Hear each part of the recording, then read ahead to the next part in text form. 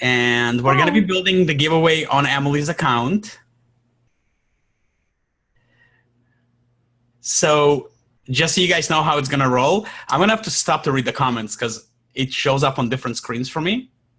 So with that said, I think I'm getting them live time. Oh, cool. So I can help with that. Oh, that would be awesome. Emily, if you can tell me if there's like any questions, and then I can stop and answer them. So far, you're good. Everybody's saying hi, and they can see and hear us. Awesome. You guys are lovely people. I love all of you. All right. So we are going to go ahead and jump into Emily's account, and then I will share my screen, and we can get started.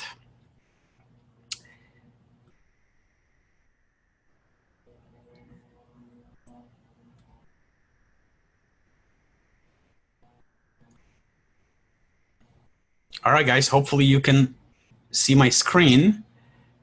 And looks like it. All right, cool. So today we're going to be building a giveaway, and just a regular engagement giveaway, nothing fancy. We're just trying to get a whole bunch of leads for Emily here. So we're going to take the route. There's two ways to do this. You can either have a built-in form into your Facebook ad, or you can build yourself a landing page. I'm more of a fan of building a landing page because it tends to convert better. You tend to get more leads at a lower price. Maybe I'm guessing why. I don't really know why, but I'm guessing it's because people are a little, scared of putting their info on Facebook, even though if you think about it, it doesn't matter. Like they're putting it on a web page that they have no idea who that is. Nonetheless, so so we're going to be working with a landing page today. And Emily had already built a landing page in advance. So Emily, if you don't mind posting a link to your landing page. Yeah. You want it linked in the group or linked in the live chat? You know what? Why don't we link it in the group so everybody can see it? Okay. Yeah, because I had another side note, guys. I've had two different SEO experts that I've interviewed for you. So that's coming down the pipeline. Both SEO experts told me, don't worry about bounce rates. They don't really affect your SEO. So with that said, I'm no longer worried about hosting the pages on your website and having everybody click on it and bounce. Sounds like it's not a problem. Do you want the link on the live chat in the comments? Yeah, let's do that. Okay. There you go. All right, cool. So we're going to be working with a page, and I'm going to go ahead and open it so you can see it. So this is the landing page. And then, Emily, if you could also throw there the thank you page link. Yep.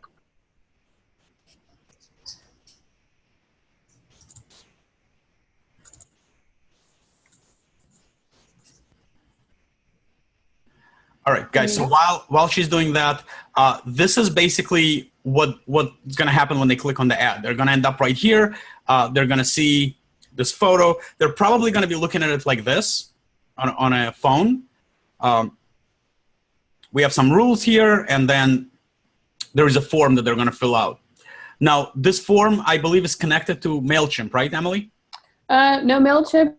This one is with Dubsado because MailChimp wasn't working in Instagram for me. Gotcha. Okay, so this is a Dubsado form. So in other words, every time somebody submits this form, it'll automatically get added to her Dubsado, where she can then have automatic emails sent to them. Cool. So then we also need the thank you page. Whenever you're going to have a giveaway, you always want to have a thank you page, because that's how you're going to count. That's how you're going to do two things. You're going to count your conversions using that thank you page, and then you're also going to exclude people who've already entered, right? Because if they've already entered your giveaway, you don't want them to keep seeing the ads. That can A, be annoying for them, and B, it's wasting your budget. So that's the most important part of having a thank you page, is being able to exclude them. All right, cool. So now that we have those two pages, we're going to go ahead and number one, create an audience that's going to be excluding those who've already entered. So the way you do that is you click right here, click on all tools, go ahead and click on audiences right here. Then wait half a year for it to load. Cool. So, so you're going to click on create new audience, and you're going to say custom audience. And then you're going to say website traffic. And then on here, you're going to choose people who visited a specific page. And since we're trying to exclude them, we're just going to put 180 days, which is the most you can. And then you're going to grab the URL for your thank you page, and you're going to paste it right in here. So, and obviously you got to name it as well. And so we're going to name this giveaway participants. And just to clarify, this is for people who have already entered the one that I did earlier, right? Right. So anybody who's been to this specific URL in the last 180 days will be added to this list. So that would include me because I just visited that page. And right. Guys, you who is watching this live, do me a quick favor because I don't want you costing Emily money for any reason. Go ahead and visit the thank you page so that you're not going to see her ads. You know, you'll still get to see her ad now in the recording, but let's go ahead and make sure that all of you get excluded. So all of you go click on the thank you page URL. And once you see that page one time, that's it. You won't be able to see her ads and you won't cost her any money. And I need to update the expiration date too, so don't anybody judge me for that. Cool. So we created the audience. We name it giveaway participants. You can name it whatever you want, except you. Nobody's going to see that name. I like to name it in a way where it's clear what it is because I work on a lot of accounts. And unless I'm very good at naming it, I will have no idea what it is a week later. But you know, if you're just working on your own account, it becomes less important. All right, cool. So now that we have this created, we're going to go ahead and make sure that we have a custom conversion for our actual page, for our thank you page. And what a custom conversion is essentially telling Facebook that when somebody has seen an ad and made their way to that thank you page, Facebook is going to count it as a win. So if somebody, let's say you post your giveaway on your Instagram and people go ahead and enter it through there, but they haven't actually seen the ad before entering, they're not going to get counted towards the conversion. But if they have seen the ad and then entered the giveaway, then Facebook will count them as a conversion. So that's very helpful to know later on. You know, if you got a total of, let's say, 200 people entering, and then Facebook tells you that they only got 160, then you know the other 40 came through your organic methods. So that can be helpful as well. Cool. So here's what we're going to do. We're going to go ahead right here, and you're going to click on pixels. And then you're going to go ahead and click right here. It says custom conversions. And then she already has one, engagement giveaway thank you. So I'm not going to create a new one. I am just going to go ahead and verify that the URL is correct. So there's the URL right down here. And then I'm going to compare that one with what she gave me. And it looks to be the same. So I'm going to assume it's fine. Now we can also test it by looking right here. And it tells you that the last conversion was received 5 minutes ago. So what I'm going to do is I'm going to refresh this page right now. And then as soon as it refreshes, I'm going to come back here and refresh this page. And if everything is working right, it should say a few seconds ago. And it's not saying that. So that's not good. We may have to create a new one. Which that might be good anyways. Oh, there. I'm sorry. What did you say? That might be good to show people anyways. Yeah, how to do yeah. it. So we're going to have to delete this one and create a new one. Emily, you don't have any ads running with this conversion, do you? No, everything's down now. All right, so I'm going to go ahead and delete it then. There you go. It's gone. So assuming you don't have it yet, you're going to click right here, create custom conversion. You're going to paste the thank you page URL right here. And then you're going to name it. So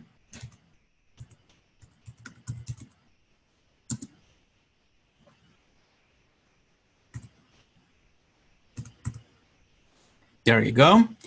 And under category, you're going to select a lead. There it is. Now, for value, if you really get good at calculating what a value of a lead for you is, it is helpful to put some value in here. But at this point, we don't really know because Emily has never done a comprehensive giveaway before, so she doesn't know how many weddings are going to get booked out of this. But for example, the way you would calculate this is, let's say that you run a giveaway every year, once a year. And every year, let's say that you collect 100 names, and out of those 100, 3 book for a wedding, and it's totaling 15K. So then you can say, if you take the 15K and divide it by the 100 people, then you'll know what each lead is worth to you as far as gross income. So then you would put this value right here. And there's really, the only purpose for it is to make it easier to look at the reports later, so you don't have to manually calculate your ROI. But you can always just leave it blank. All right, so we're gonna click confirm, and you'll see that it shows up with a gray dot right here. So now I have to refresh this page again, and I'm actually gonna even do this just in case.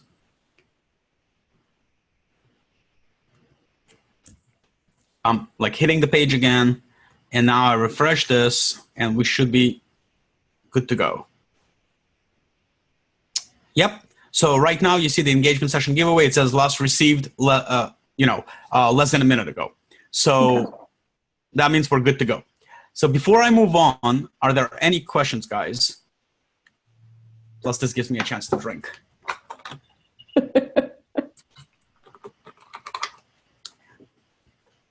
I don't see any coming in just yet, but I know there's a little bit of a delay. Yeah, there's about a 45-second delay or so. So I'm kind of going to give it a few seconds. Sure. Any questions, guys? I updated the date to end March 8th, too. Okay, cool.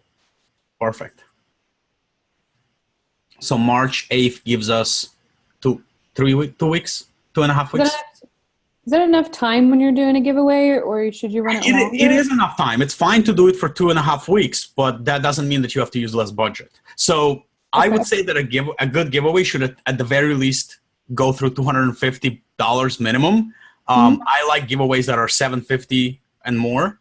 But so if you were going to run it for a month, I'd say just spend $250 over a month. But if you're going to run it for 2 weeks, I'd still say spend the same $250. So you'll be spending more per day. Okay. Do you think that changes because your prices are a little bit higher than mine? It's not based on prices. It's based on how many people I want to get. So if to me, a giveaway is a big undertaking. You have to build the pages, you have to build the ads, and then you have to go shoot somebody's session for free. So there is a big investment. So to me, it doesn't make sense to invest that much time and effort if I'm just going to get like 20 people. I want to get several hundred people. When I run a giveaway, I'm looking for 300, 400, 500 people to enter because I want large volume. If you go with a small budget, you're just going to get 20 or 30 people, and it may not be worth your effort. Gotcha. That makes sense. I don't just want to book one wedding. I want to run a giveaway and book 5 weddings, gotcha. If I can. Yeah, so that's why. Plus, I limit it to 1 giveaway per year. So whatever we get on that one run, that's what we have. That's it. So that's another reason to go big.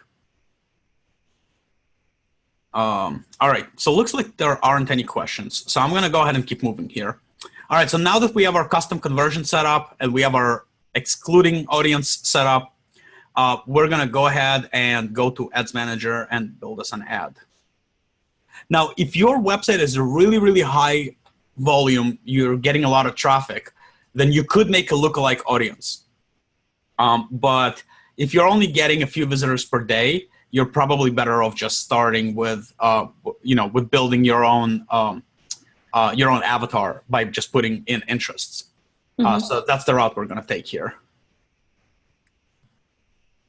Do you think that also depends on the area people are into, considering my area is not like as highly populated as some of the other bigger cities? So the more populated the area is, the more there will be competition over ads from other people, and the more expensive you'll pay per lead. So like in your area, I would expect your leads to come in at about somewhere about $3 to $4. But if you were in LA, I'd say it wouldn't be it could be as high as $6 or $7 or maybe even more. Gotcha. So yeah, being in your area, it does help. It makes it a little cheaper. And if you really, really get it right, like I just started a giveaway last night for one of my clients. And so far we've gotten, I think 11 people to enter, and we've paid something like $5 so far. So we're paying like less than 50 cents per person. Now, it's too early to get happy because it's going to go up. It's not going to stay that low. But I anticipate we'll be under $2 the whole way. Wow. Yeah, but they're in Tennessee. So, like, Tennessee is not a hugely competitive market. Well, similar to Kansas City, probably, right? Right. Yeah. Right. I don't think that we'd be getting 50-cent leads if they were in New York. Yeah. All right, cool. So we're going to click on the Create button. And since we're going to want to count the conversions, it's going to be a conversions ad. So that's the type we're going to go with. If you didn't have a landing page with a form, then you would go with this type, lead generation. And this will let you build in a form right into your ad. But keep in mind, if you go this route, you are going to pay 20 to 30% more per lead. And that's the one where they don't, as a scroller through Facebook, I would never have to get off Facebook, right? Right. You don't have to get off Facebook. If you go with this one, the form is built into the ad itself. But for some reason, people don't trust it, I guess. It just doesn't perform as well. All right. So we named the campaign. And now we're going to go ahead and go through setting up the ad set. If you guys remember from the last video, the ad set is where we're going to set up what are we converting, who is the audience, what's the budget, schedule. So this is like the main part of the back end. So this thing is by default going to grab whatever conversion it wants. So you can just click X here and then pick the one that you need. All right. Now, we're going to use what's called dynamic creative here. Why am I using dynamic creative? Well, because Emily hasn't run a ton of ads, she doesn't yet know what works for her. So which images are performing best and which copy performs best. So dynamic creative is going to let me upload 10 different photos, 5 different text sets, and 5 different call to action sets, and 5 different, the header, the section that's in bold at the bottom. And what Facebook then does, it takes all of those and creates every possible combination. So if you do the math, it's 10 photos times 5 text times 5 call to action times 5 headers. So that would be 10 times 5 times 5 times 5. That's 1,250 different ads. Yeah, if I was going to create 1,250 ads manually, that would be like probably 3 days worth of work. But you can make it here with just one push of a button. Now, the beautiful thing about it, because it creates every possible combination, later when the ad is running, you can look at which combination is performing the best, and then you can also look individually which photo is performing best, which text. So all that data is really useful because when Emily runs another giveaway next year, she'll know right away which photos and text to go for. Emily, how do you feel about this so far? I'm cool. I didn't know about the dynamic creative, so that's really helpful, especially being a newbie on this, like on the engagement side. That's really nice. So I had no clue about it. What I would say is never assume that you know what's going to work, because I get shocked every single time. I'll get a new client and look through the images they sent me, and I decide, oh, this is my favorite. It's probably going to perform the best. And it never performs the best. Yeah, so don't assume that you know which one is the best. Always do this first, and you'll find out. And then you'll know, and then you can use the one that won. All right. So, in the quick question on that dynamic creative, would you only do that if it's something new, like it's your first time doing an engagement session, first time doing a wedding ad, or offering a PDF of some sort, like anything that's kind of new? That's when you would do it. And then the next time you do it, you take those results and use it to amplify your ads. Yeah, exactly. Because when you use a dynamic creative, obviously only one is going to be performing the best, and the rest are going to be performing all right. So ideally, if you already know which one performs the best, then you just want to go for that and save money. Yep. All right, so under audiences, the first thing that we need to do is click exclude right here, because we're going to exclude those people who already entered. So we're going to click right here.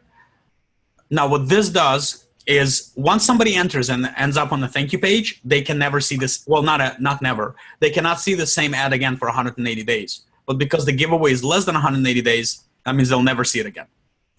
Cool. All right. So we have this. Next is location. So talk to me, Emily. What locations do you want to target? Well, I'm in Kansas City, so that one would be awesome.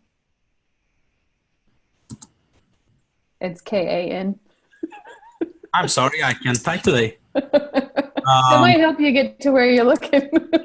Well, this is the thing. I'm also not. Wait, you're not in Missouri, are you? So Kansas City has a Missouri and a Kansas side, and so we're about 35 miles from the state line. Because I'm in Lawrence. Oh wait, so it's one city, but it goes over 2 states? I didn't even know. Kind of.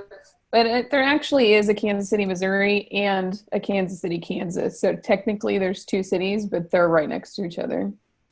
Gotcha. Oh, I see right here. Okay, so it's really 2 cities, but they're right next to each other. Yeah. That's very confusing. Who came up with that? Not me. I hope not.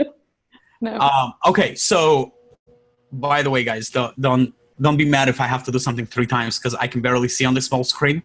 But I learned that using my big screen is not a good idea because then the camera is above my head and it's weird. So I'm using like the little tiny screen on my laptop. All right, so if we go, by the way, one little trick for you. This giveaway participants that we're excluding, I'm going to remove it for now and we're going to add it back in later. And here's why. Whenever you run anything that has a custom audience, you're not going to be able to see the estimates. It blocks them out. So I'm going to go ahead and take that out for now, just so I'm not flying blind. Mm-hmm. And then at the end, we got to remember to go back in and put it in. So it looks like we have almost 2 million people here. So let's go ahead and first refine our demographics and psychographics and all that good stuff. And then we'll decide whether we need to add more areas or not based on the size of the audience. Okay, so Emily, your brides, give me their age range. Usually anywhere from 18 on the youngest side to about 26, 27, somewhere in there. 18 to 27? Sure. That's a bit young. Welcome to the Midwest. Yeah, that is young. My brides are like 26 to 36. I have some that are older. One of my favorite ones is 41 this year. So do you want to maybe up this at least to like 31? That'd be fine. I mean, I'm older than that, and I get some of those clients too. So, but it's the Midwest. Typically, everybody's a little bit younger. They can marry a little younger here. Cool. Yeah, start young. Why not? Right. All right. So now this is a little bit of a sensitive topic, but I'm going to bring it up anyways because I care about you guys actually making money as opposed to just running ads with no profit. Unless you're specifically going after same-sex marriages, if you're going after a conventional marriage, and you can be going after both, but if you're going after both, you need 2 separate sets of ads. You shouldn't have one ad that is going at, regular couples, like male-female couple, and the same ad is going to, any other type of couples, because you are just going to pick up on the way a lot of people that you don't want to. Because here's the deal. Let's say if I wanted to target both heterosexual couples and male gay couples. If I wanted to do that, so I would leave it on all because I need to target women and men, and that would bring up a whole bunch of straight men who are problematic leads. And I quite frankly don't want any straight men entering my giveaway because they tend to clog up the funnel and not really convert as well. So if I'm going after heterosexual couples, I'm going to click women only. If I'm also interested in targeting gay couples, I'm going to create a second ad specifically for them, and then I'm going to target men through that ad, because I don't want a bunch of straight men getting into the giveaway, because they do. They sign up, but then they don't really want to pay for anything, and they don't want to book. So it's kind of a waste of money. So it's a little bit of a sensitive topic that's kind of difficult to explain because it comes off a little abrasive. But I mean, this is advertising. We gotta do what we gotta do to make sure that we're not just wasting a whole bunch of money that we may not have, since budgets are limited. All right, that's a great question. What about lesbian couples? Great. So lesbian couples are females, and so you would target them with their own ad. I would recommend, from my experience, for their ad, having a nice mix of photos of heterosexual couples and photos of gay couples together. And the reason for that is I've spoken to quite a few gay people who kind of felt uneasy with the fact that they get targeted with ads that only have gay people in the images. They want to just be part of the society, which they are part of the society. Like they're not different from anybody else, other than the fact that they had to fight to get permission to get married. But for advertising purposes, you want to separate them just to be efficient with your budgets. But for imagery, like the type of photos you put out there, you just want to put regular photos towards them. But you do want to throw in a nice mix of same-sex couples in the photos, because you want to communicate the fact that you are friendly, that you're not going to be, an asshole who turns them away. Because unfortunately, they do get discriminated quite a bit against, and some ignorant people will turn them away. And so one of the ways to communicate that you're not one of those ignorant people is by actually showing your work where you have captured same-sex couples. So I hope this makes sense. And if anybody on this live is in a same-sex relationship, please educate me about this, because it's difficult for me because I'm not in a relationship like that. So it's hard for me to understand all the little nuances. And so if anybody wants to educate me, I would totally super appreciate it. But that's the take that I have on it from my experience. Emily, you have any feedback on that? That's pretty much what I've heard too, was that I'll even have heterosexual couples tell me that they wouldn't hire anybody that did not have all types of couples in their portfolio, because they didn't want any part of that either. And so that was super important for them too. Well, I have a very simple rule. I will not take you on as a client. If you are a photographer or a videographer and you want to hire me to do your ads, and you do not willing to work with same-sex couples, then I will not take you on for advertising. And same goes for vendors that I use. If I send you a wedding to edit and you tell me that you don't edit gay weddings, then guess what? You're not going to edit any of my weddings. So it's simple as that. If you discriminate, then I don't want to work with you, whether you are my client or you are a vendor. That's just how I see it. But, can't control it. Sure. For your landing page, would you just make sure there's a good mix of anybody and everybody on there? And that's how my website is set up as well too. I would totally use the same landing page. Yeah, I would 100% use the same landing page. I would only separate the ads. The landing page is fine. The only reason why I'm separating the ads is because I'm trying to keep away the straight men. And I know that sounds horrible, that I'm discriminating against straight men. But the only reason, it's not that I don't love them or don't want them hiring me. It's that my experience that straight men just don't pull the trigger on hiring the photographer at the speed that I want them to pull the trigger. And that's why I don't want to advertise to them, if that makes sense. They're not the money spenders in the household either, though. It's Bingo, usually exactly. the women that spend the money. So you would be wasting money advertising to them.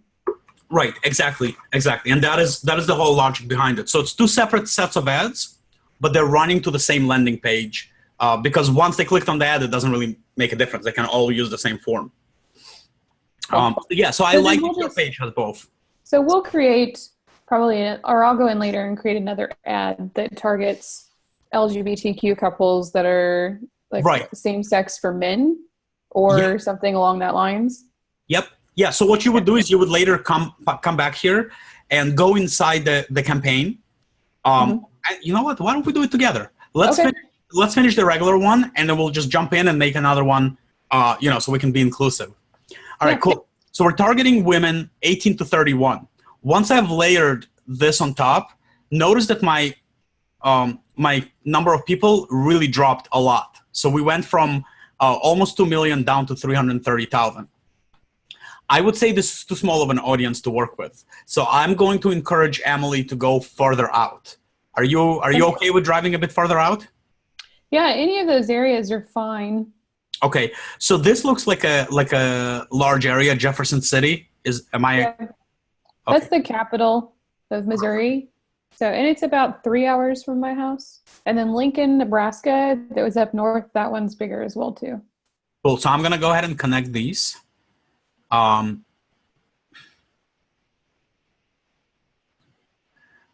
right.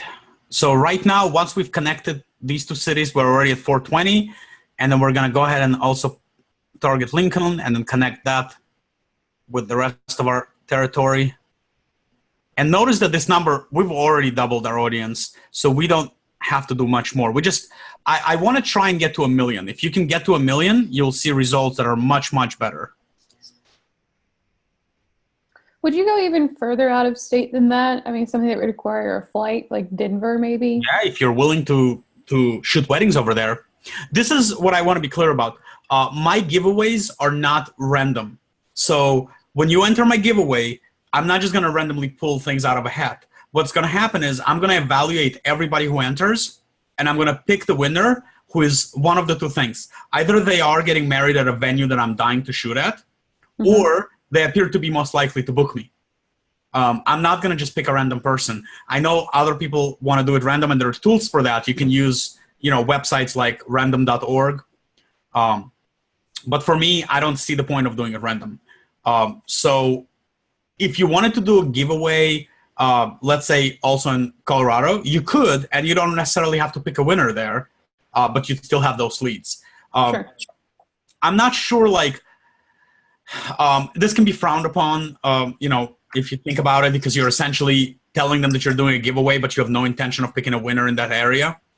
So, I would spend some time thinking about it. When I run my giveaways personally, I run them in Florida and South California. And the reason why I run those two markets is because I consider both of them to be a home market for me. So I don't really care if somebody wins in either one of those two markets, because I'm in LA quite a bit. So if somebody wins the giveaway in LA, I'm just going to shoot them when I go there for something else. I'm not going to fly specifically for the giveaway.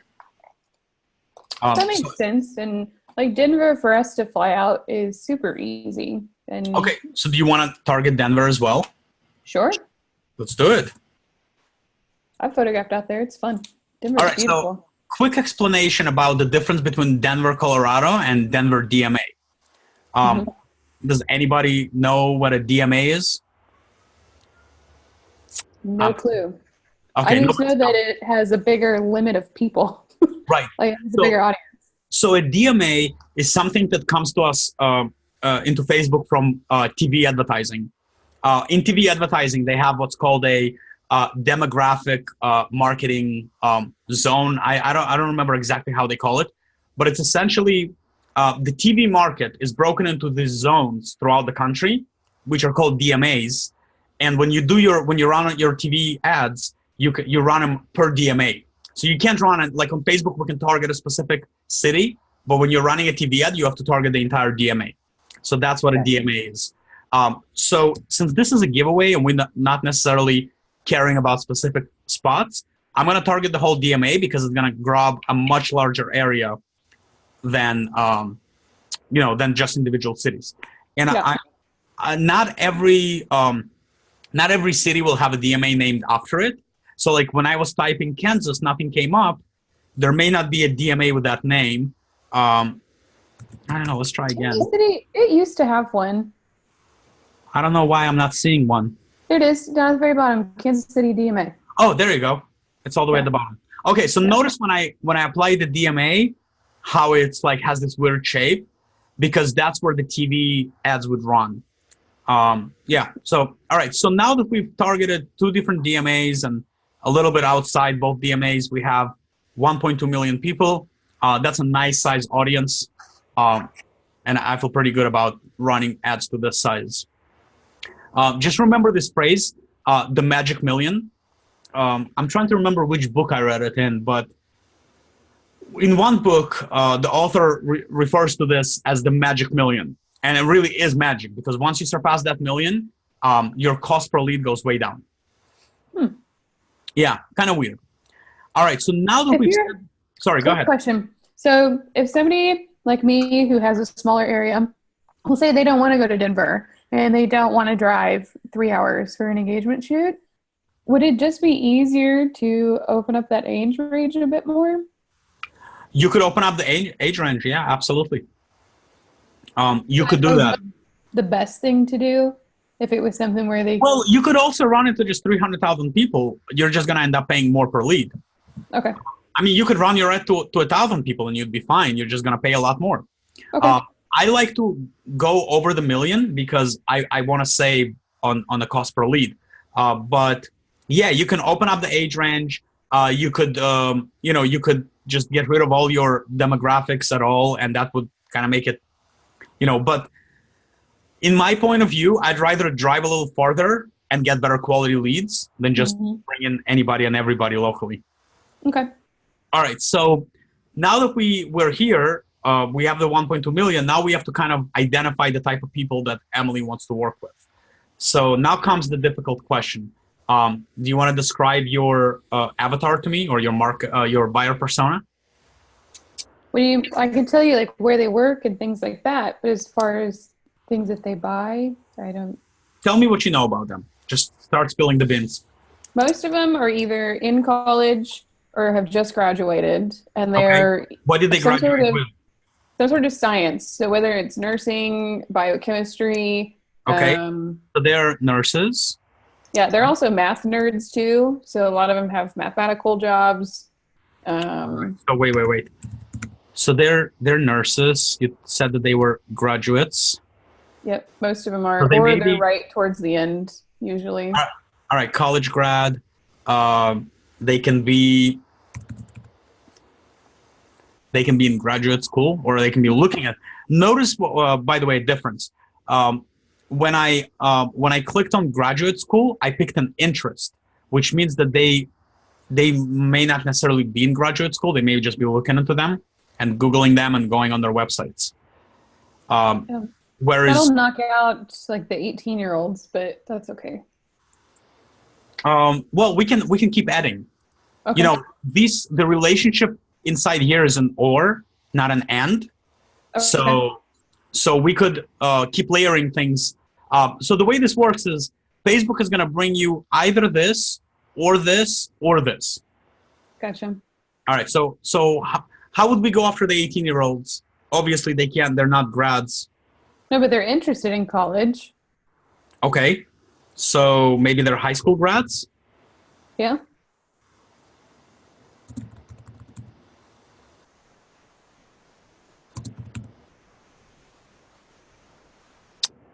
There it is. There it is. Okay. Yeah. And notice as soon as I added it, the number almost doubled. Mm-hmm. So that's what I'm trying to say. Like the more you add here, the larger the number will be. Now, if you want to narrow it down, you would click here, narrow audience. And now if I put another interest here, it's going to be one of these and one of these, if that makes sense. Yep. All right. What else do you know about them? Let's see. They're nurses. Some of them are into a lot of mathematics or like biochemistry.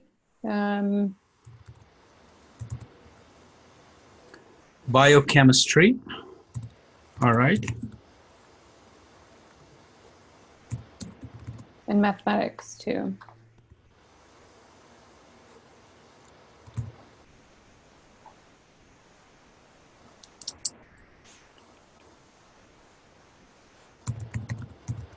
And a veterinarian.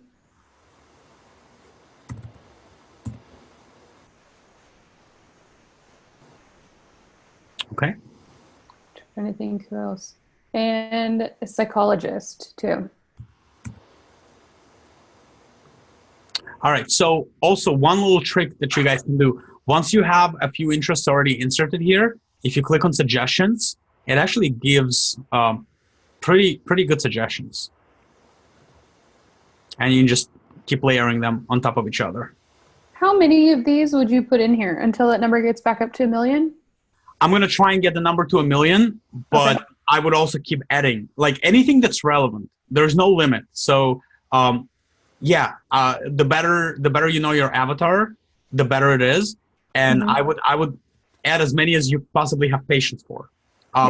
Just so you know, when I set up an ad, the initial ad, when I set up for a client, this part alone takes me between 6 and 10 hours. So it's a full day work to set up this one box. And I usually, obviously, after that much work, you want to click save this audience, and you definitely want to save it so you can use it again. But it's an extensive process if you want to get really, really good results. This is the difference between, right here is the difference between a really, really well-performing ad and a shitty ad that's not performing. Now, there's two things. Every single one of them had animals. Okay. What kind of animals? Cats or dogs or horses. That was pretty much. Love it. Yeah. Horses, cats. Kitty cats and doggies. Dogs. And then would you change things for... That is a little weird. I just saw something that I gotta, like... What?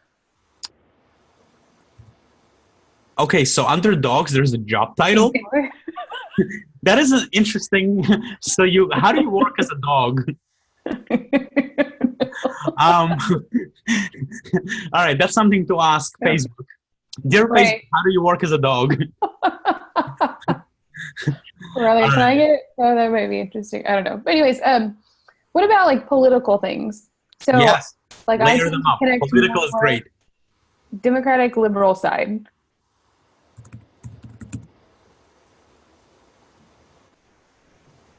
Now, notice what I just did. I left this box and I put it here because I want one of these people who is also a liberal. Yeah. If you put the liberal here, it's going to give you one of these people or somebody who is liberal. So that kind of like defeats the purpose. So you want to put stuff like that over here. Yeah.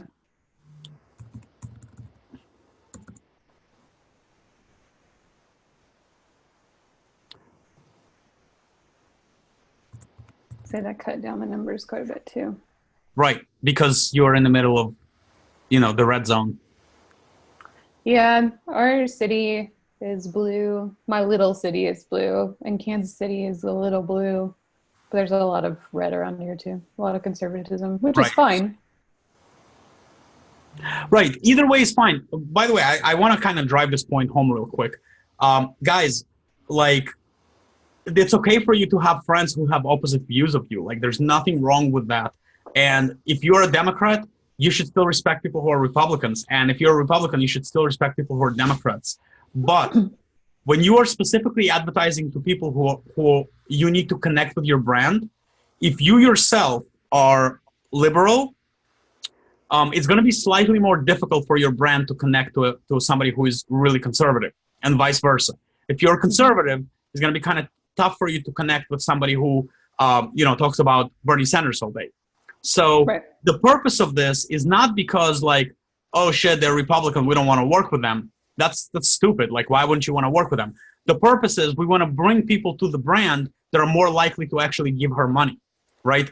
If we bring somebody who is ultra Republican and like really, really conservative, and then Emily constantly says liberal stuff, well, they may not book her. So we just wasted a whole bunch of money and time.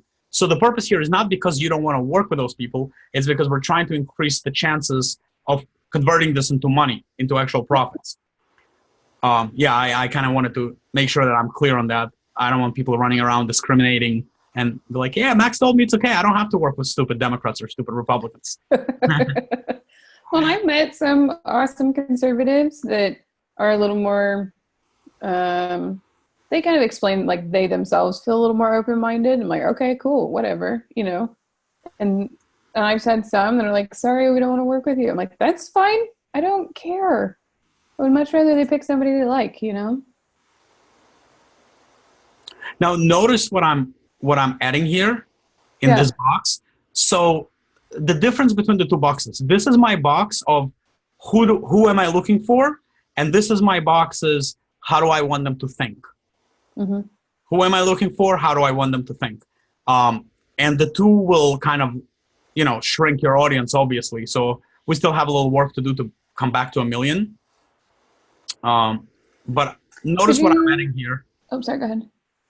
So for politics, I'm adding likely to engage with political content that's liberal, that's moderate, U.S. politics that's liberal, that's very liberal, activism, equal opportunity. Why am I adding these things? Well, these things tend to be close to heart for people who are liberal. So that's why I'm adding them. Social change, social equality. If I was going after the other side, I would be adding different things here. I would be adding things like, issues that are important to them. I would probably sit down and do a little research first. But things like freedom of the Second Amendment would be important. So I would be adding it here. I would be adding. Emily, help me out here. What would I be adding if I was targeting Republicans? Maybe certain religious views too. Sometimes right. Certain religious views. Yep. The hot topic I see a lot is like views on abortion and things like that. So very close to heart topics for sure. Right. So that's what I would be adding here. Again, you should be targeting whoever you need, not because you don't agree with them or whatever. Mm-hmm. All right. So let's keep going here. Let's see. For the top part of it too, after you're done with that one, most everybody that I've connected with, they love their beer and wine, and we often will go out and have that for dinner, and I'll meet them. They're either part of like beer clubs, or we'll go out and have glasses of wine. Like they enjoy to socially drink. I'm not going to put that in though. I'm going to skip the social drinking because that doesn't really identify the person we're looking for, because majority of people enjoy a social drink here and there. So that's kind of like saying, let's target people who like to breathe air. Not specifically good for advertising purposes. Right. All right. So let's see what else we can come up with in the suggestion box is very helpful, by the way. Yeah, I love it. Pets. That's a good one. Pets. It was on the suggestion. Oh, it was? I didn't see it. But. Or just the one that said just pets. Just pets? Oh, yeah. Right here? Yeah. There you go. Must love cats. Okay. Yeah, I get sucked into those YouTube videos where they animal rescue. I'm like, oh, man. How about a cat lady? Oh, God. Yeah, I'm going to skip that one. The pet adoption, that would be a good one. Okay, something just jammed us. We fell below 1,000. Sometimes one of these categories will jam you. So I need to find. How do you know? I keep an eye on the audience size. What did we just add? This may be it. No. There were a few in there that were pretty small. Right, but they're not supposed to. This is a bug, actually. It's not supposed to be happening. Oh, okay. Either or. Was it one of the animal ones? There's pets and animals that you added. I don't think it was the pets one, but let's see. Nope. No. Pets and animals. Yeah, this is why this can take all day. Like, this can be pretty... Or must love cats, maybe? Maybe. Yeah. Okay. Sometimes it's a matter of just saving it, leaving it, and coming back to it. I mean, we know it's not fewer than 1,000. We know it's really a huge audience here. So this is just a bug. It's not counting them correctly. But because I don't want to fly blind, that's why I'm taking them out.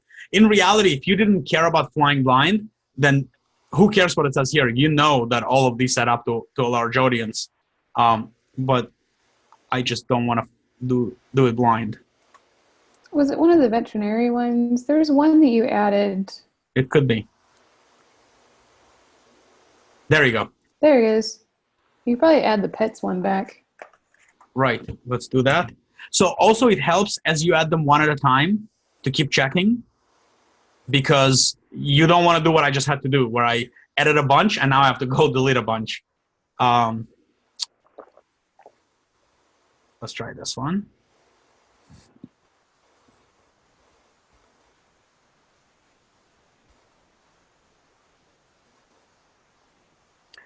We're definitely getting there. How do you feel about extending the map a little bit farther Or is that's good? That's fine. Yeah. Okay, so what I'm going to do, rather than going farther away from home, I'm going to start going a little bit in these directions. Okay. So that way,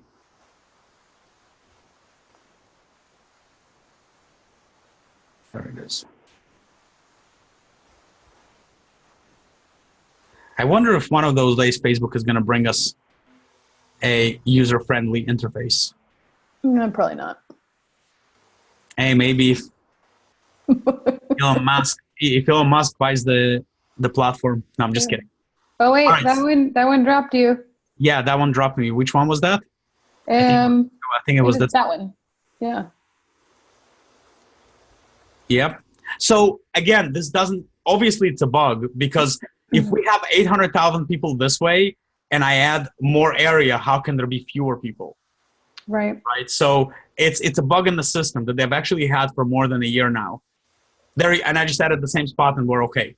Yeah, that's weird. Yeah, it's a bug. They've had it for almost a year now. Nobody seems to care or want to fix it. You could add Topeka into, that's only about 30 miles from my house. On the left side, on the bottom left. Bottom left? Oh, this one. Yeah. And wait, that one dropped it. No, we're at 810. Okay. Yeah. And guys, just to be like very, very candid, I don't really go back and delete when I'm working on my own, because I already know the size of my audience. And so if I was adding more geographic area and it dropped, I'll just keep going, because I already know that it cannot drop by adding more geography. I would only go and delete if I was still working on the interests, not on the geographical areas. But I kind of want you to see the size of the audience. So we're close enough. Tyler's got a great question. Oh, yeah. What is it? It says, you're targeting more populated areas for the most part. With the competition out there most likely targeting the same areas, would it be a good idea to target the less populated areas so you don't have as much competition? Yeah, sure. It would be a great idea, but you would have to be willing to travel even further. Because if I'm targeting less populated areas, I'm going to have to go over a bigger geographical area to get to the same million of people. So yeah, it would absolutely be a good idea. You'd pay less per conversion.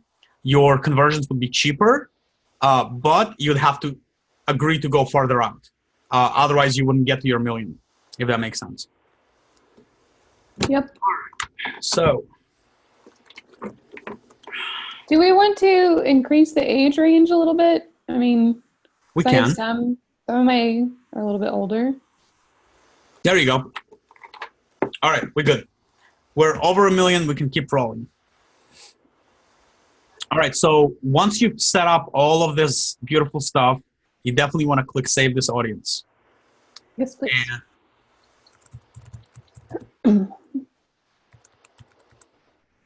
All right.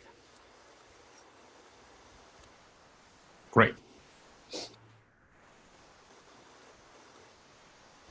All right, so next after you've done your audience is your placement. And if you watched the previous video that I did, I talked a lot about the different placements. For the giveaway, this is what I like to go with. I like to go with Facebook feed. I like to go with Instagram feed and stories, and that's it. Everything else gets removed. Mm-hmm. All right, next is your budget. Oh, and tell them to make sure that if they use MailChimp for the form, that it's working on Instagram too, because remember mine wasn't. Right. Be careful with MailChimp forms, because not only for Emily, but I was working with a mentee of mine on, I think it was on Sunday, and we built everything out, put in a MailChimp form, and for some reason it wasn't, it's not even on Instagram. It wasn't working at all. What it was doing, it was pulling out the MailChimp form, but cutting off the submit button. And we caught it because we were watching, Hotjar videos. If you have Hotjar installed, as soon as you start a new ad, the first few conversions, you want to really watch every video to make sure that you don't have any broken links or any problems. And then if the first couple of hours everything is going great, then you don't really have to watch every video. But that's how she caught it. She was watching every Hotjar video, and she realized that some of the people would get the submit button cut off.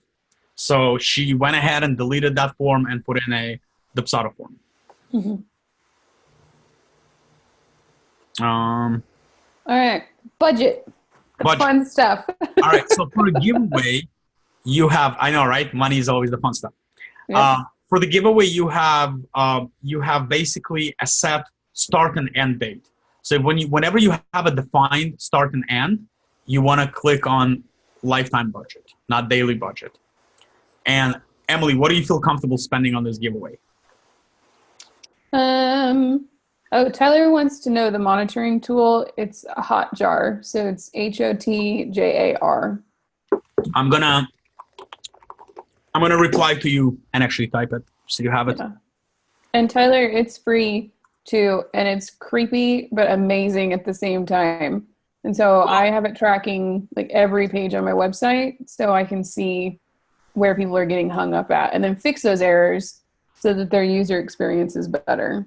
Right. Fix the user experience, fix any broken links. Hotjar is fantastically creepy. Get yourself a bottle of wine and some popcorn, and it's a lot of fun. It's amazing, but it's weird at the same time. But it's helped a lot too, and it's made me view my website from a user experience rather than a photographer too. Right. You'll be surprised. Pretty much it's the same conversation that I have once a week with a new client. It's like, hey, let's put Hotjar on your website. Oh, what's Hotjar? And I explain to them, they're like, oh, that's creepy. But let's do it. So we put it on their website, and then I usually get a text message or a call, or an email a few hours later telling me how much they hate me for that, because now they can't help it but watch every video and they can't get anything done. Yep. It's amazing. Okay, so budget. I mean, I'm fine with $250, $300. I don't think I'd be comfortable with the $700 range. All right, so $300, and then we're gonna start today. And when did you say your giveaway ends? I announce it March 8th, so stop at March 7th. Why wouldn't you run the ads all the way to the end? I don't know. I mean, you can, I guess. What? You can. It's fine. Yeah. Yeah, you might as well if you're running the giveaway all the way to the end. Yeah. I mean, why not run the ads all the way? I'm stopping it an hour before so that somebody doesn't click on it right at the very, very end. Right. Now, usually you will have this error right here. You just have to click restart and it'll change the time and it'll be okay. Oh, okay. So I would estimate that with $300, Emily should see about 100 people enter the giveaway. Out of those 100 people, she should be able to book about 2 weddings. Okay. All right. And hopefully, Emily, you'll keep us posted. Yeah. Cool. All right. So next is optimization. Optimization is, and I go deeper into details in the other video about it, but you always want it to be set to conversions, right? There's no, for this specific giveaway, there's no reason for it to be landing page views or other options. So you want it set to conversions. If you want to fully understand what this is for, go watch the other video. All right. Leave this always on 7 days, 1 day, because that's the biggest window you can get. So leave it on the biggest window. And you don't want to touch this unless you really know what you're doing.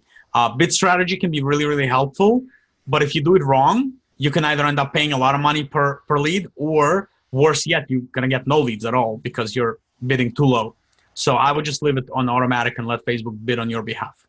Mm-hmm. Yeah, that's about it. So now that we're done with this, and we know that we still have 1.1 million, we got to remember to do what? Scroll all the way to the top. Add our audiences. Right. So you're going to click on edit, and you're going to click on exclude, and you're going to exclude the giveaway participants.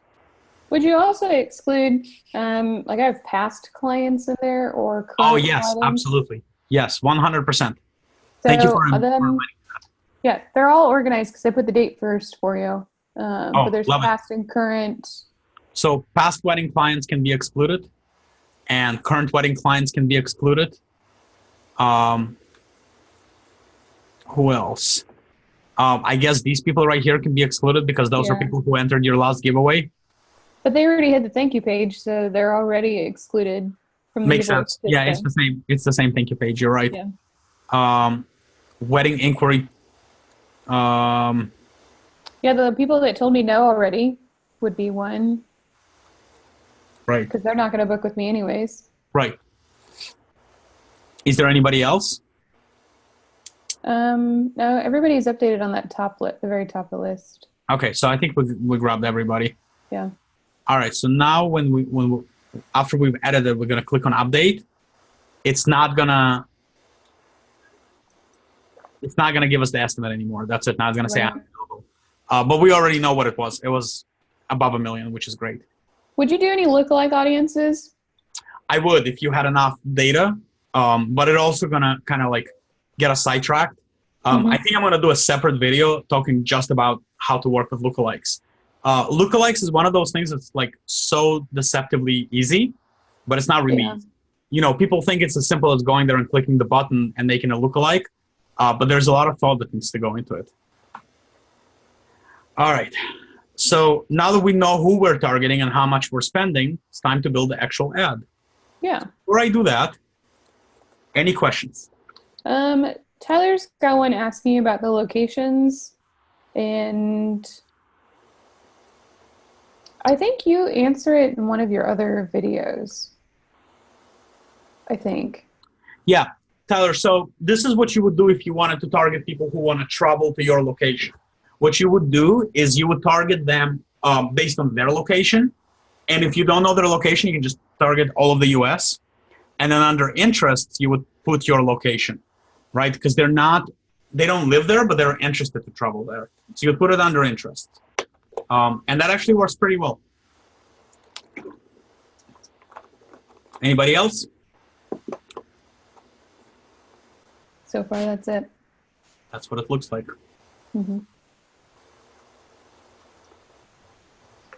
All right. Nobody else, no takers. So once you're on the ad level, let me just change this real quick. There you go. Make sure that you have the right Instagram account selected. I know a lot of you have a business account and a personal account. So yeah, make sure you're using the right Instagram account. Sometimes it'll just say here, same Facebook page. You want to drop down and pick the actual Instagram account. We're going to be using single images today. We're not going to be using video or slideshow. Can be a whole other talk, why not? But we're just going to forget about it for now. So for photos, Emily had already uploaded a bunch of photos before. So I'm just going to click and grab those. So this one, I can't see them. So tell me if I'm clicking. Like they're so small, I can't tell what they are. So tell me if I'm grabbing the wrong ones. That one's an engagement he had just proposed. The very, very first one is a same-sex couple for engagement.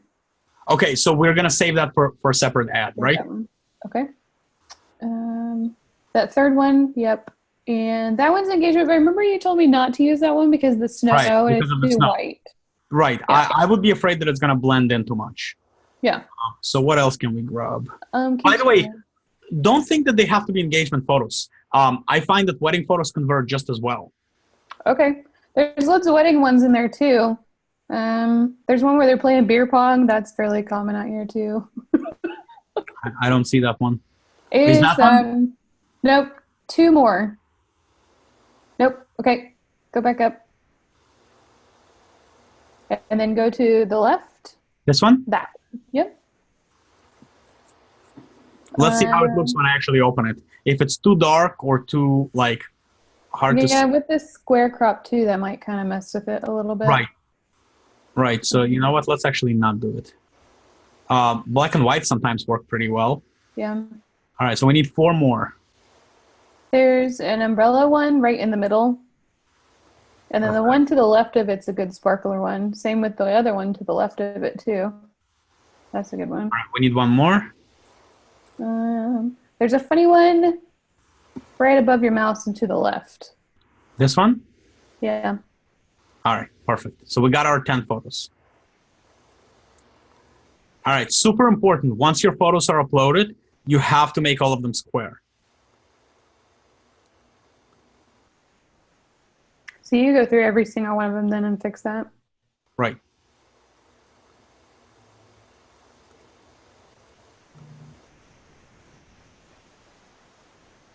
Yeah, sorry, my logo's on some of these.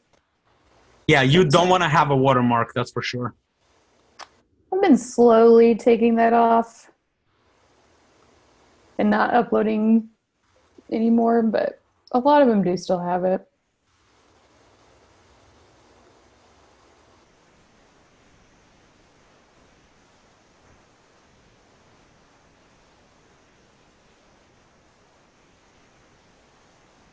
And you do, so while you're doing that, the reason that he's doing the square too is that it pops up bigger on the Facebook feed so you can see it better. And also because I wanted to look native on Instagram. Yeah. In case anybody was wondering.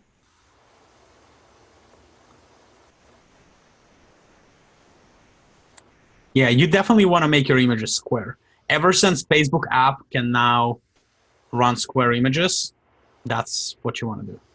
Mm-hmm. That's relatively new. As recent as, I think, 6 months ago, you couldn't run square images on Facebook. Yeah, it was just for Instagram. Right. All right. Yeah. So we got our images. Now we need our URL. Now, remember, this is the URL to where the form is, not the thank you page. Because the first time we grabbed the thank you page several times, so I want to make sure that you know you're grabbing the right one.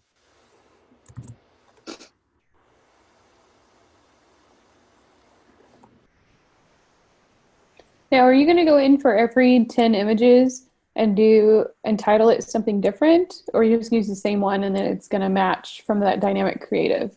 Yeah, it automatically gonna take the 10 images and match each image with every single variation of copy and call to action and all that stuff. Okay. All right. You see this thing right here? Mm-hmm. Allow additional optimization. Turn it off. It's still in beta and it still doesn't do a good job. So always turn it off for now. All right. So now we have text. We're able to put 5 different sets of text. So I'm going to use all 5, of course. So, Emily, give me something that you think would sound good. I usually do a little emoji or something, or enter here to win a free engagement session giveaway. It's pretty simple and direct. That's what I like.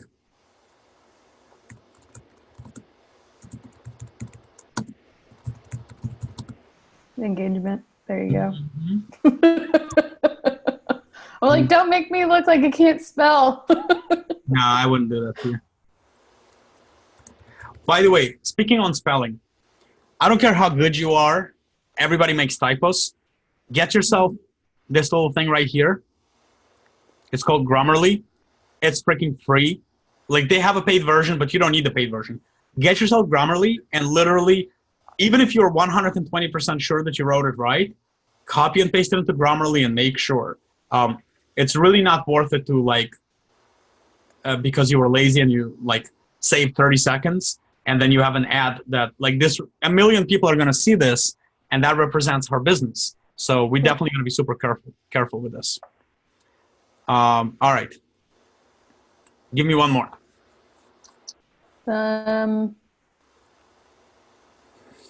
Shoot, I don't know. You can't ask them questions, right? So I can't say getting married soon? Yes, you can say that. You cannot say, are you getting married? That would be against policy. But just saying getting married is allowed. Okay. Because why can't it just say getting married and then at the bottom something about enter here for photos or something?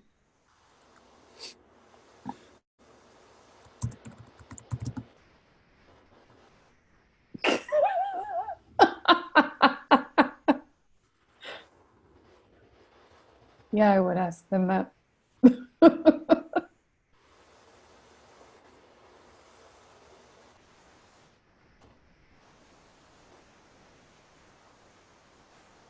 Could you say something about unsure if you want an engagement session or not?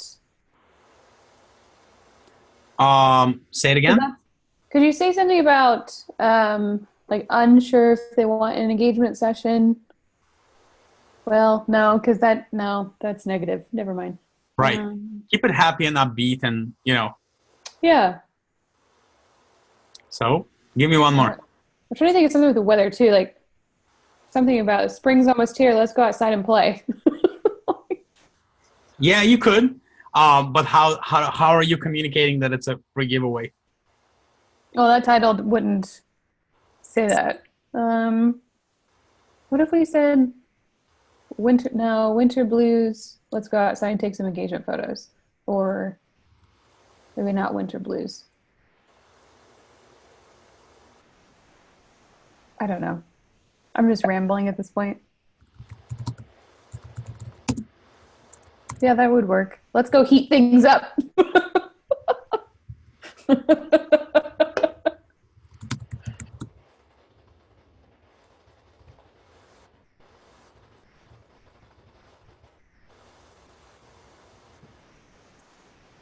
The good thing about doing dynamic creative is that if one of these doesn't work well, Facebook is going to kill it pretty quickly.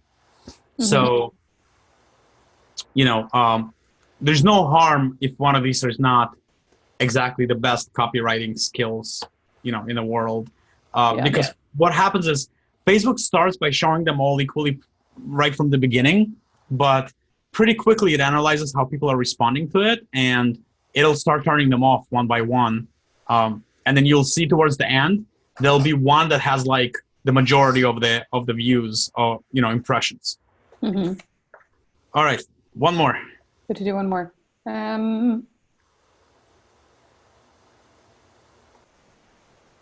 Shoot.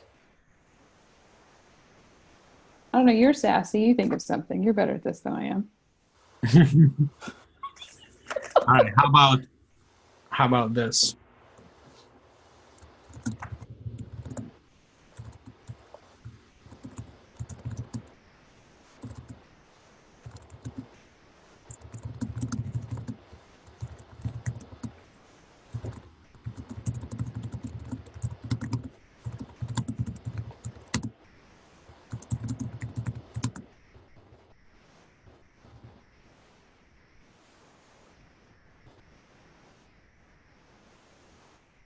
Is there a big debate between the word free and complimentary?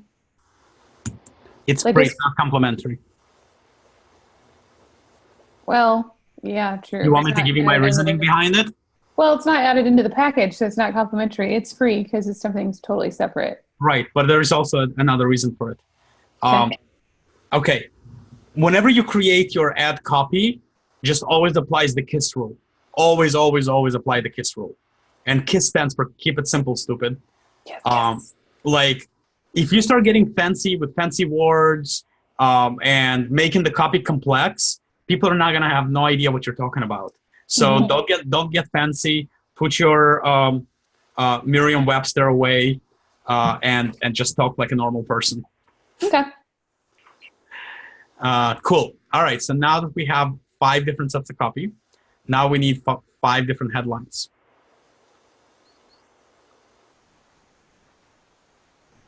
All right. So for the headlines,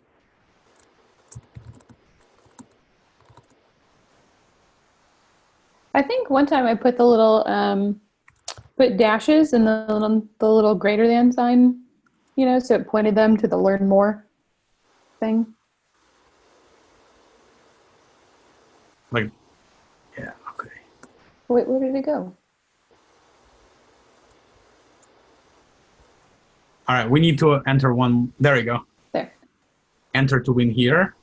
Mm-hmm. Click here, enter here.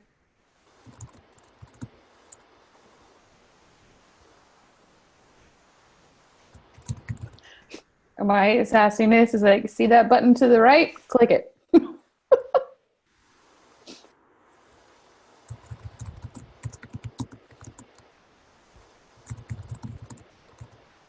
Yeah, I already put this one. Did that one. Yeah. I'm kind of running out of ideas here. Also, what if you just did enter to win? Yeah, we already have that. It's the first one. Well, you have enter to win here.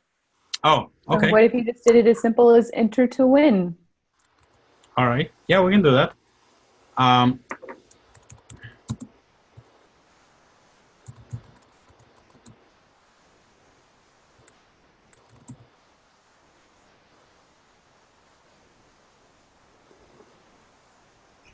Yeah, that'll work. Oh, Tyler is asking about, it's a little off topic. The heterosexual males aren't targeted as much. It's a good idea to target them with a proposal ad.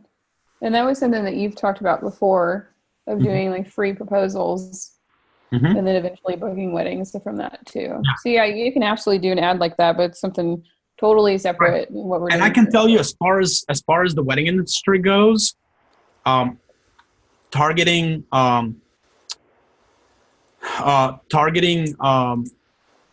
males is a great time before they've actually even like considered like once they're engaged, then usually the bride's in charge. But before that, while they're shopping for a ring, it's almost always, in most cases, the guy is the one who proposes. So yeah, absolutely. Like before, like if you want to go find guys that are shopping for a ring and have them enter to win a proposal session, it works just as well. But it's a longer run because, like, let's say if you shoot their proposal now, you're probably not getting hired for about 6 months, maybe even longer. All right. Now we need multiple different buttons. Now, you're not going to be able to get 5 that make sense. So I believe there's only 3. So learn more makes sense. Apply now. Apply now makes sense.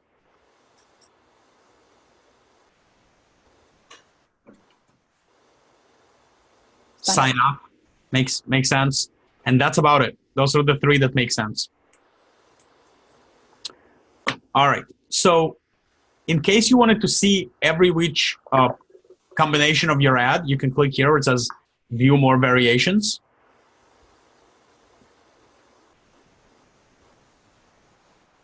And then literally you can select which copy you want to see. You can select which photo. You can select, which tagline, and then you can literally build an actual ad and see how it's going to look. But yeah, don't waste your time looking at every single possible combination because they'll take you hours. I would say that check every image, check every set of copy, and every image and every set of copy once, and that's about it. All right, so we have all of that. Right here, where this right here, don't use it, just skip it. I'm not going to waste your time explaining what it is. It's in case you're using a lengthy URL and you want to show it shorter. You don't really need this crap. All right, a URL parameter. If you're using Hotjar, this can be really, really cool. Whatever you type here is going to be added right after the URL. So if you wanted to be able to see in Hotjar, like when you're watching the video, if they came through an ad or not, what I like to do here is I like to type, the name of the actual ad. So I would put here giveaway. So February 2019. And so when I'm looking at the URL that they clicked on in Hotjar, if they came through this ad, this will be added to the end of the URL. Cool. So this would be what's called a webhook, if you guys know what webhooks are. All right. Nope. And so there's an error. Where? Oh. The name field.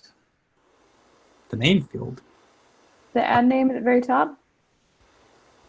It has right here. I don't know. It says it's under ad. Maybe just change it and see if that makes it happy. Yeah, that was weird. I haven't seen it do that before. All right, so we got our giveaway.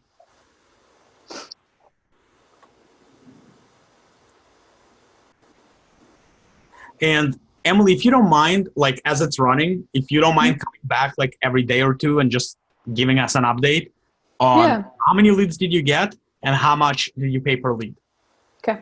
Because I think it'll be interesting to see like, what do you get today, how many, and how much did you pay for each one? Yeah. If you want to set one up for a same-sex couple? Right. So the way I'm going to do this is I'm going to go inside the same campaign and Guys, I hate to do that to you, but I'm actually going to have to run to the restroom. So hang tight. I'll be right back.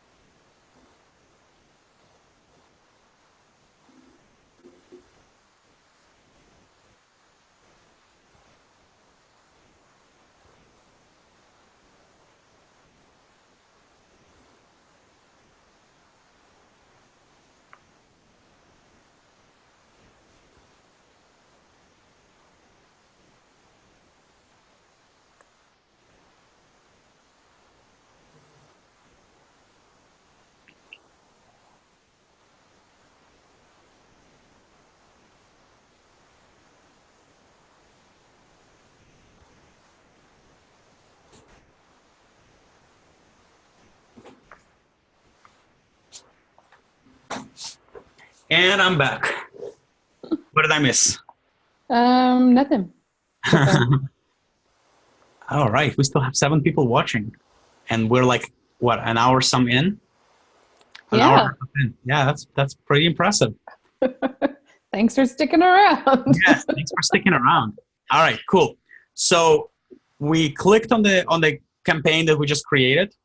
And now inside here, we're going to just make sure there's a check mark here. And we're going to click on duplicate. And you want to make sure that this is turned off. And you want to make sure that it just says number 1 here. And then you're going to click on duplicate. Cool. Now that we have a new ad set, we're going to take the same exact ad, but we're going to adopt it to same-sex couples. So you may want to lower the budget a bit because it's a smaller market. Okay.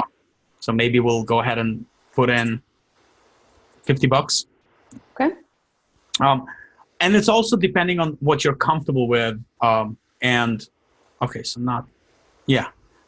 you're comfortable with as far as spending for the entire time.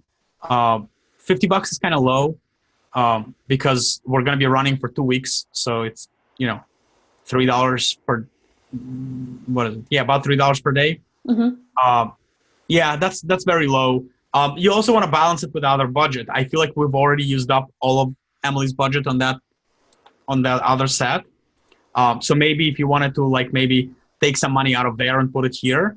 So maybe do that one $250 and do this one $100. Mm-hmm. But yeah, I guess let's leave it at 50 for now. All right. So under the audience, you would click edit. Well, actually, no, you don't want to do that because that'll save it for, you want to click create new because if you edit, it's going to change the other ad as well. So you want to create new and then you want to do again, same thing. You want to target all your right areas, so Mm-hmm. place in all the different cities like we did in the other one, the correct age range. As far as your interests, things like, for example, things like nurse, I would probably not put because you're working with a much, much smaller audience. So having just one trade like that probably wouldn't work. And I would focus more on things like food items, TV shows, as opposed to focusing on jobs. And only because it's a much, much smaller market. So especially in Kansas City, I imagine there aren't a million gay people that live in Kansas City. So you're working with a smaller market. If you start layering things like a specific job on top of it, you're going to be left with a very, very small number of people. Makes sense. Yeah. So that's how I would go about this area. Now, as far as the placement, I would leave it exactly the same. There's no reason to change the placement whatsoever.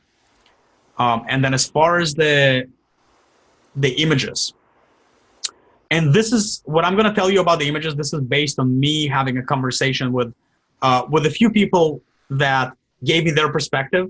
And again, since I don't know how it feels to be in their shoes, being constantly discriminated against, I don't really know, it's hard. The best way is to just ask. If you don't know, just ask somebody who can, shine some light. But I've been told that it's better to have a nice mix of images that are same sex and also images that are just regular, your everyday couples. So I'm going to delete a couple of the images that we already have here and replace them with. Do you have any other? There's one right in the middle. Second row to the right, right there. Do you have any more? For weddings, no, but there's quite a few engagement ones. Yeah, where can I find them? Scroll down. Wait, let me get rid of another one. That one would be fine to get rid of. Right. You've got one clicked already. Let's see here. Scroll down some more. Does this have everything I've uploaded on my Facebook page? No, it doesn't. No, this is only stuff you've used for an ad. Dang it. It's okay. Let's assume that we've grabbed more than just 2 images. I can go in and change it later, though, can't I? Yeah, you can change it later. Okay. I'm not going to set it live right now anyways because I didn't put in all the targeting. I just wanted to illustrate. Yeah. So for the images, like out of 10, I'll probably put 5 and 5 and let it run that way. So that way, every time they get hit with an ad, it'll be a different image. But yeah, as far as copy, I would leave it exactly the same. I wouldn't change the copy because, I mean, what is the difference if you're straight or gay? You're still going to like a free session. Like, right. I feel like if you say I'm giving away a free session, that speaks equally to everybody. So I don't see a reason to change the copy here. And the same thing with a headline and the same thing with a call to action. Those apply equally to all of them, to all types of couples. Yeah, and that's it. So I would just change the images and the demographics. That's easy.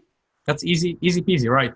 So if the first one would take you several hours to set up, the second one should take you maybe 30 minutes. Cool. So that's all I have for the giveaway. But I say let's hang around for a few more minutes and see. Guys, any questions?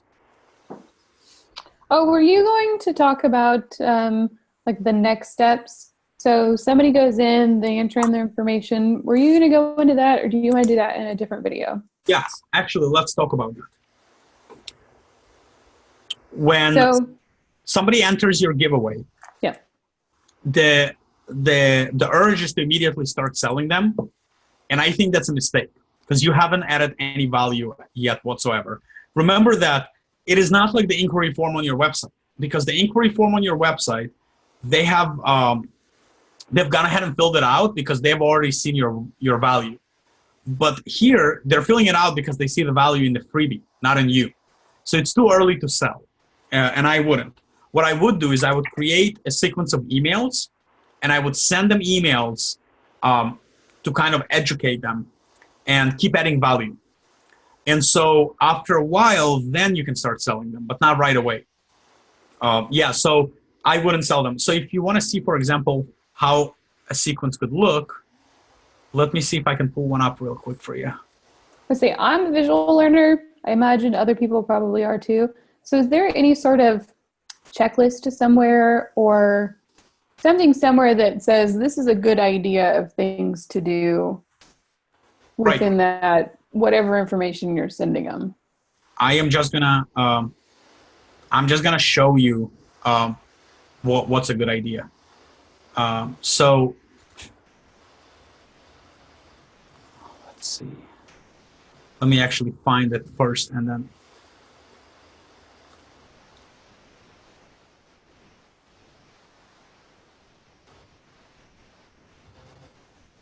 Because I know you have a really intricate system set up, which is awesome, but for people like me who do not. Remember, you could also make this manually. It doesn't have to be intricate like this, but it does have to be smart. So I'm going to share my screen one more time and show you how a good email chain looks. All right. Just making sure if everybody can see my screen. Yep.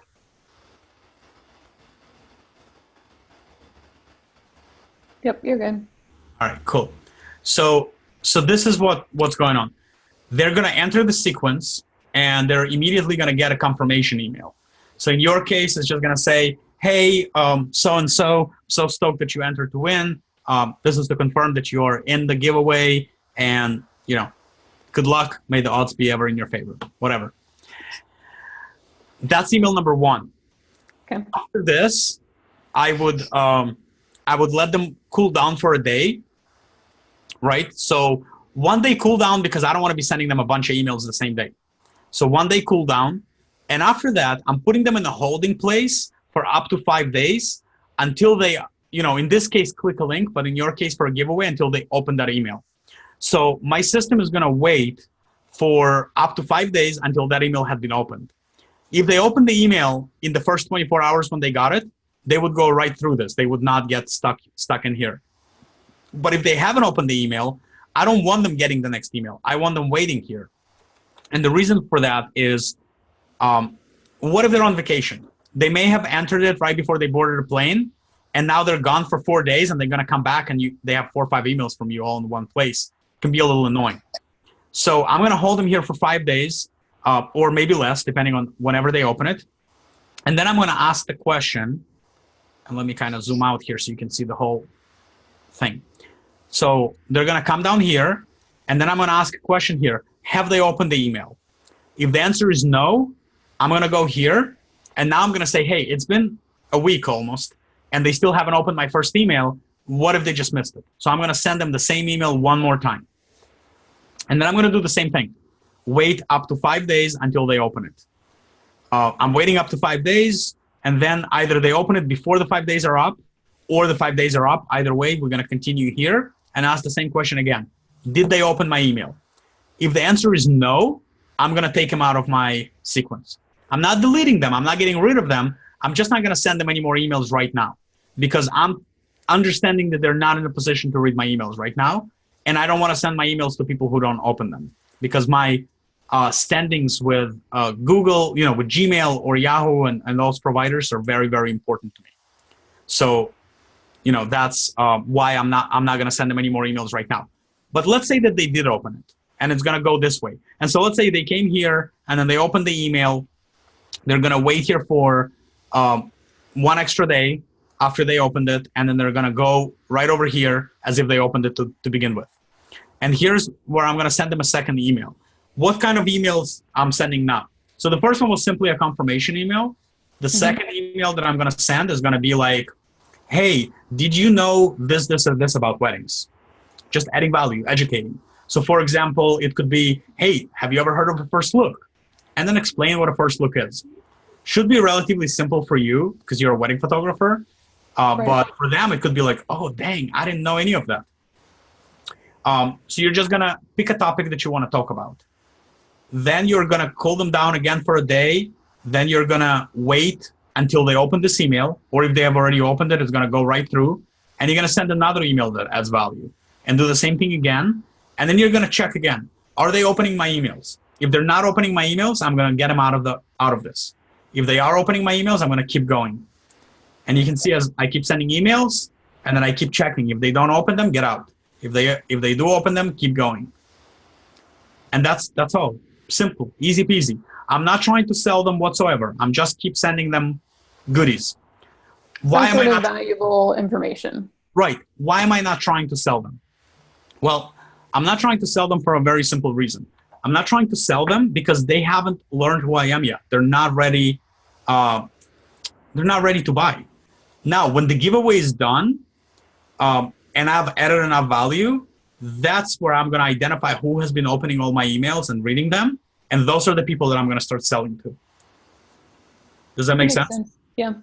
So like if I had 300 people in the giveaway, and by the end of my value-added sequence, only 85 opened majority of the emails, then I'm going to focus on getting those 85 on the phone, not every one of the 300.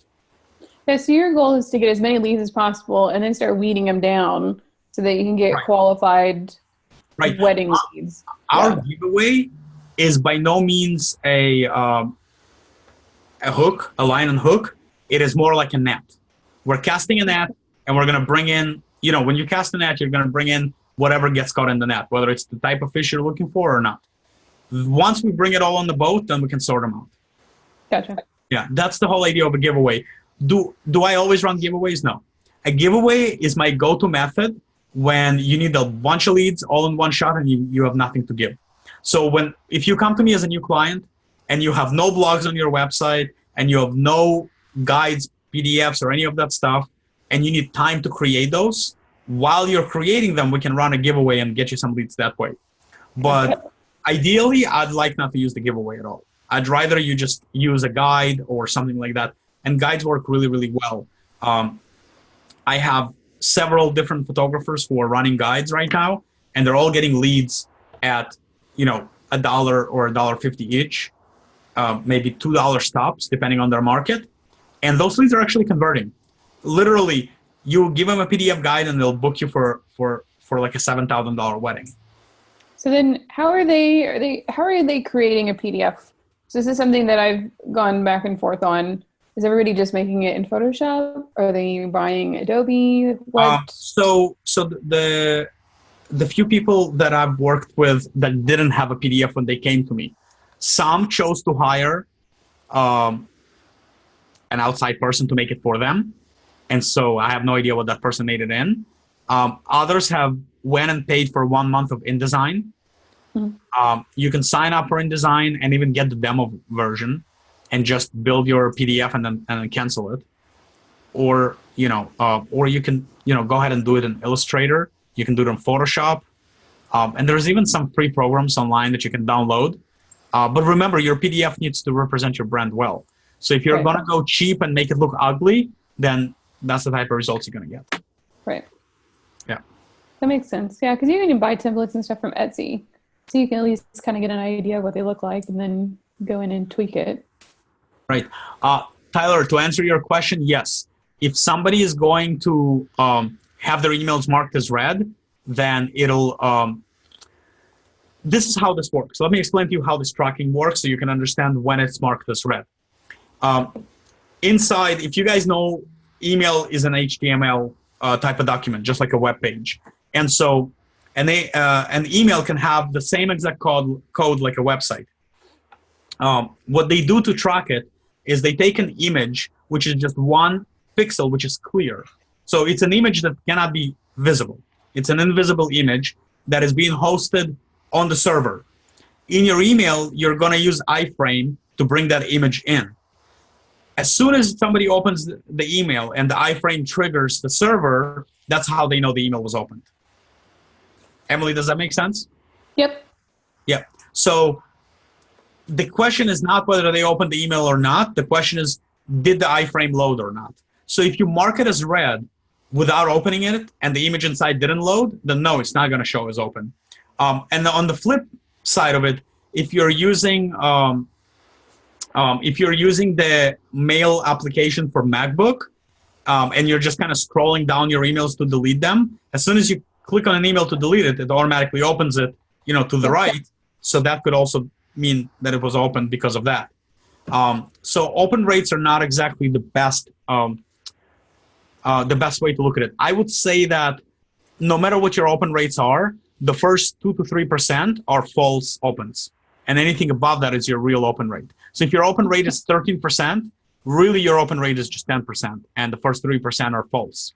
Huh. Yeah. What's much better indication is click rates. If you can put some links in there and have them click the links, then you really know who's hot. Yeah. All right, let's see. Eduardo says you can use Microsoft Office and save to PDF. Eduardo, you're right. You could use Microsoft Office, but I doubt you'd be able to come up with a really dope looking PDF in there. You don't want it looking like you just slapped it together in 20 minutes. You really want a quality document that's valuable. Ask yourself this question when you're done. Would somebody pay $5 for it? If the answer is no, don't give it away for free. Yeah, you want it to be valuable enough for people to be willing to pay for it. Yeah. Well, I think Etsy's got some great templates that you just kind of plug and go, and they're the ones that, because I was looking at some of them the other day, and they were $40 and under, and the design part of it's done. You just have to go in at that point and just input your information and put your photos on there, and it's not that difficult. Yeah, that's a great option. You can go on Etsy and buy a template and just fill it up. Yeah, and that was easy, quick and easy. Yeah, that's a good option to go. But again, if you don't want to spend any money, you just want to do it yourself, sign up for InDesign, free trial, build your PDF, and then cancel your trial. But make sure it looks really good. Mm-hmm. All right, guys. Before we wrap this up, any questions? Tyler just asked. Any recommendations on what kind of PDFs checklist? It would be specific to your brand. So just to give you an example, let's say that you are specifically the type of photographer who wants to shoot at the top of the mountains, right? You're not just a regular, every which elopement. The type of elopement photographer who wants to hike all the way to the top of a mountain. Then creating a PDF that just says your elopement checklist will not be as powerful as creating a PDF that says learn everything you need to know about getting married at the top of the mountain. So you want your items to be very specific to the type of person you're targeting. The more specific, the better. Hopefully that answers it. Makes sense to me. Cool. Anybody else?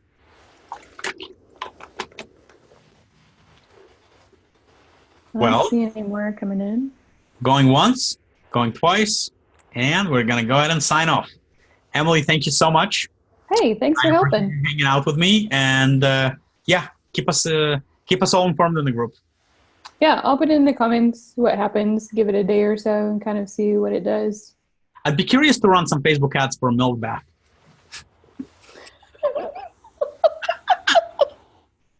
Guys, if you have no idea what I'm talking about, go search the group for milk bath, and you'll know why I'm saying that. Yeah, I had some funny ads come in too. I had a surrogacy one come by, and I meant to send it to you, so I'm like, you've got to be kidding me. It's like talking about becoming a surrogate, and I'm like, what? Don't they hear me talking about we're not having children? All right. It's weird, but I'm gonna go ahead and sign off, and I'll talk to you guys all later. Thanks. Okay. Bye.